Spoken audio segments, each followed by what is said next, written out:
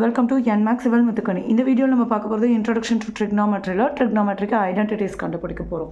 3 identity இருக்குது. So அதுக்கு first நம்ம ஒரு ரைட் ஆங்கிள் ட்ரையாங்கிள் எடுத்துக்கிறோம். ஆங்கிள் வந்து பியில் இருக்குது, ரைட் ஆங்கிள். ஸோ இப்போ நம்ம பித்தாகரஸ் தியரம் படி நம்ம இதை எப்படி எழுதுவோம்? Hypotenuse square is equal to sum of the adjacent squares. So இந்த ஈக்குவேஷனை தான் நம்ம வச்சுக்கிறோம். ஃபர்ஸ்ட் என்ன பண்ணுறோம்? இந்த ஈக்குவேஷனை first equation divided by AC square.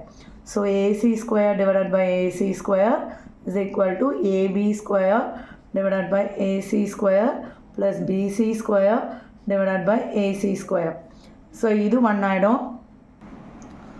So இப்போ AB by numerator denominator ரெண்டுத்துலேயுமே ஸ்கொயர் இருக்கிறதுனால ஹோல் ஸ்கொயராக போட்டுடலாம்.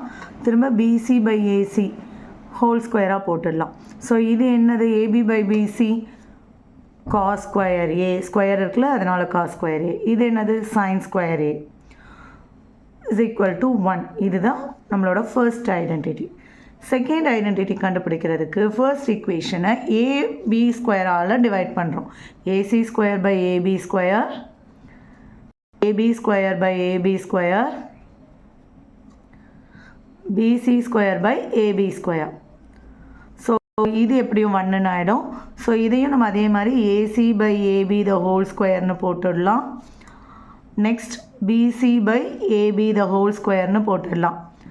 ஸோ AC பை AB என்னது? Secant square A is equal to 1 plus BC by AB tan square A.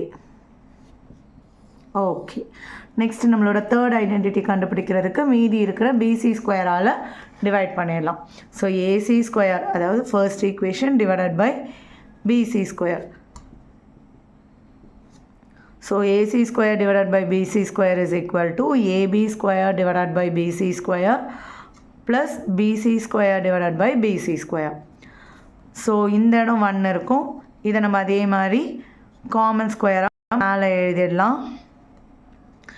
AC divided by BC the whole square. So AC by BC என்னது? cosecant. Cosecant square A is equal to AB by BC cot square A plus 1. இது நம்மளோட மூணாவது identity. அவ்வளவுதான்.